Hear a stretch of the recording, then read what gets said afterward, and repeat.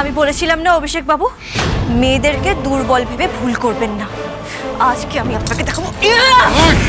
তুতে অনেক সহ্য করেছি আমি, আর না। আজ তুতে ম্যাডাম একা নয়, আমি আছি ম্যাডামের সাথে।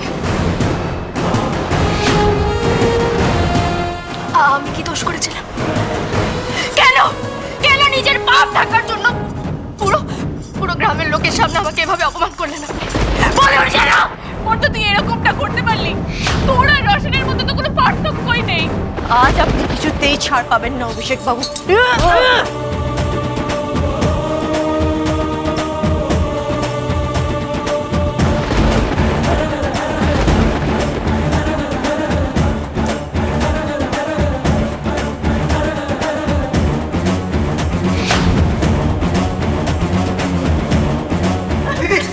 দিদি কি করছিস তুই?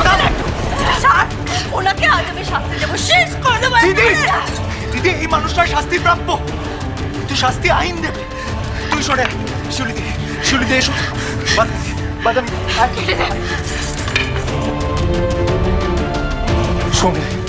সোমিলি তুমি চুপ করে আছো কেন? তুমি তো কিছু বলো, তুমি তো আমার পরে কিছু বলো প্লিজ সোমিলি।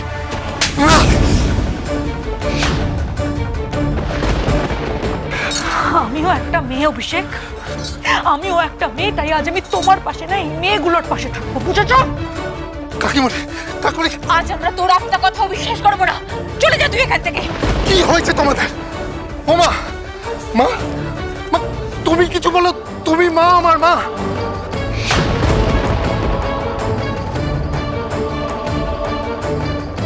তুতের জন্য তুতের জন্য সবাই আমায় ভুল বুঝছে। তুই তো মাকে বোঝা, বাবাকে বোঝা, তুই চুপ করে আছিস কেন? আমায় বলতে ঘেন্না করছে, আমার ঘেন্না করছে।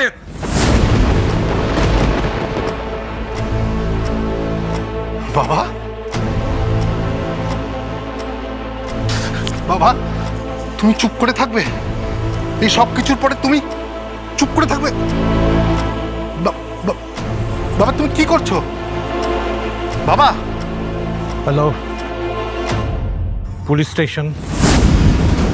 বাবা আমি অম্বরীশ লাহিড়ী বলছি। বাবা আমার কথাটা শোনো। বাবা একজন অপরাধীকে আপনারা থানায় ধরে নিয়ে যান। বাবা আমার একটা সুযোগ দাও বাবা। বাবা বাবা আমার একটা সুযোগ দাও বাবা। আমি ভুল করেছি, আমি মানছি আমি ভুল করেছি বাবা। বাবা আমি লাহিড়ী বাড়ির বড় ছেলে। না, তুমি লাহিড়ী বাড়ির কেউ নও।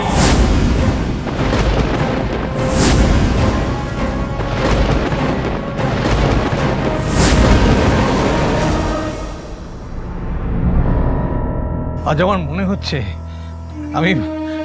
আমি হেরে গেছি। হয়তো ভুলটা আমিই করেছিলাম, তাই তোমার মতো একটা সন্তান পেয়েছি। বাবা এরকম বলো না বাবা। বাবা আমি বলছি তো আমি ভুল করেছি, অন্যায় করেছি বাবা। বাবা আমার একটা সুযোগ দাও। না অভিষেক, তুমি অনেক দেরি করে ফেলেছ।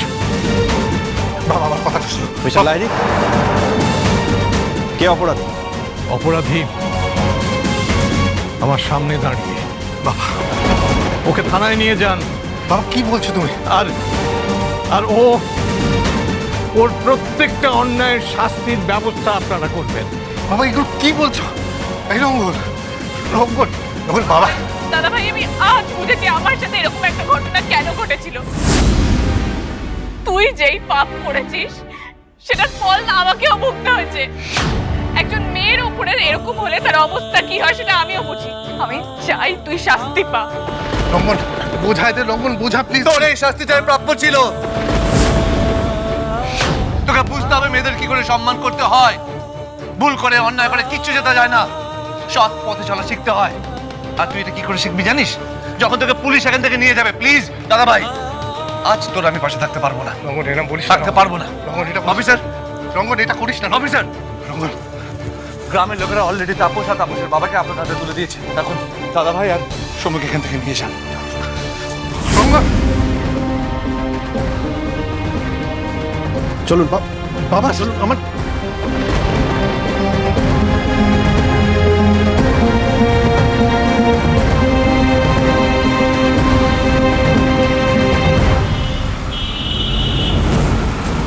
ব্রেকিং নিউজ আসছে শান্তিগ্রাম থেকে। আজ রাতেই শান্তিগ্রামের এক বিয়ে বাড়ি থেকে লাহিড়ী পরিবারের বড় ছেলে অভিষেক লাহিড়ীকে হেফাজতে নেয় পুলিশ। অভিষেক তার বিরুদ্ধে অনেক বড় বড় চার্জেস উঠেছে। ঠিক কী ঘটেছিল ওই রাত্রে জানতে হলে দেখতে হবে আমাদের চ্যানেল।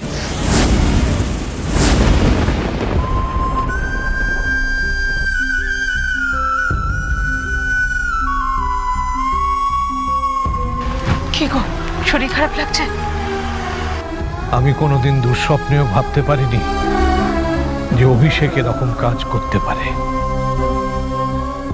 দোষ আমার দোষ। আমি ওকে ঠিক করে মানুষ করতে পারিনি, আমি হেরে গেছি গো। না রাগিনী, দোষ আমার, দোষ ওর রক্তে।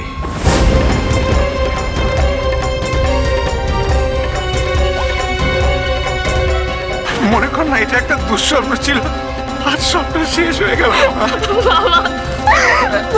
কানেরটা মাখা দিয়েছে। সবই তো হলো, কিন্তু আমাদের মেয়ে বাদামি যে লগ্ন ভ্রষ্টা হয়ে গেল।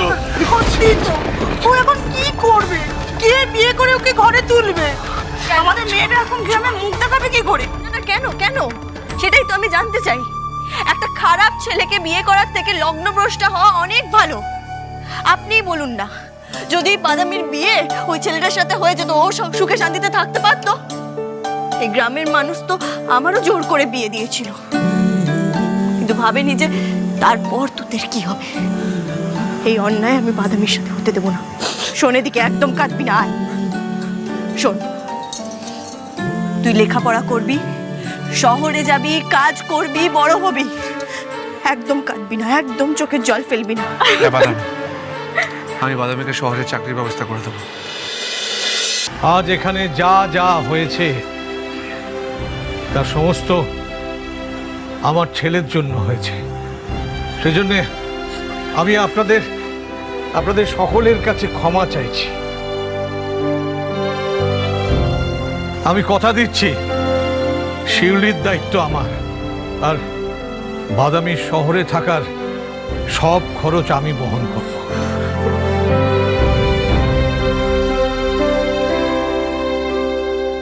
চলো রাগিনী।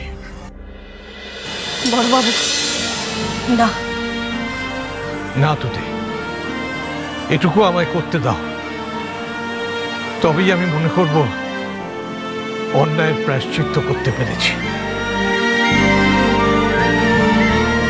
আপনারা সবাই ক্ষমা করবেন।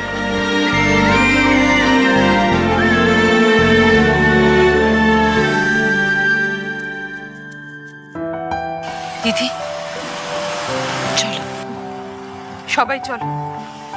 মা শোনো না, বলছি আজ রাতটা আমি আর তুতে বাদামের সঙ্গে থাকতে চাই, থাকবো? নিশ্চয়ই থাকবি রঙ্গন। তুই আমার ঘরের লক্ষ্মীকে নিয়ে কাল আসবি, আমি নতুন করে বরণ করে ওকে ঘরে তুলবো। তুমি একটা কথা সবসময় বলো দিদি, সময়ের আগে কিছুই হয় না।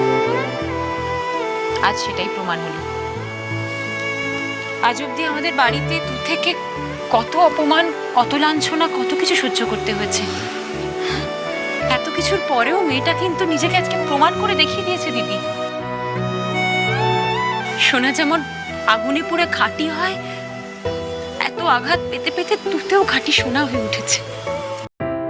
চলো মা, আমি ছোটদা ভাইয়ের সাথে কাল সকালে ফিরবো। তুই এখানে থাকতে চাস?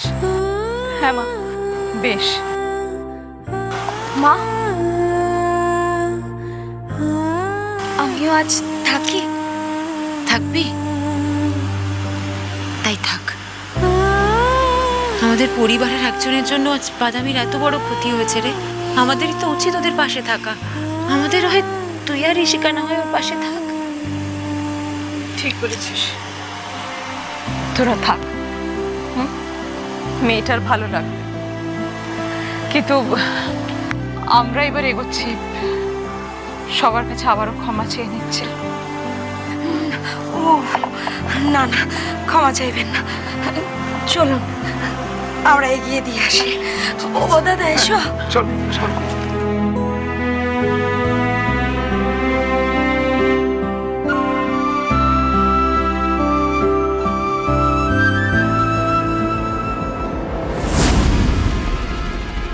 এক একটা মারের হিসেব নেবে অভিষেক লাহিড়ী। তোতে এবার আসল খেলা শুরু হবে।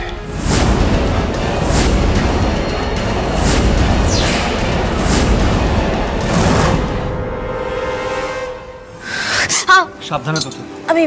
আমি ঠিক আছি রঙ্গন বাবু। बेरंगे थे दिन, बेरंगी शामें आई है तुमसे रंगीनियां, फीके थे लम्हे जीने आई है तुमसे नमकीनियां।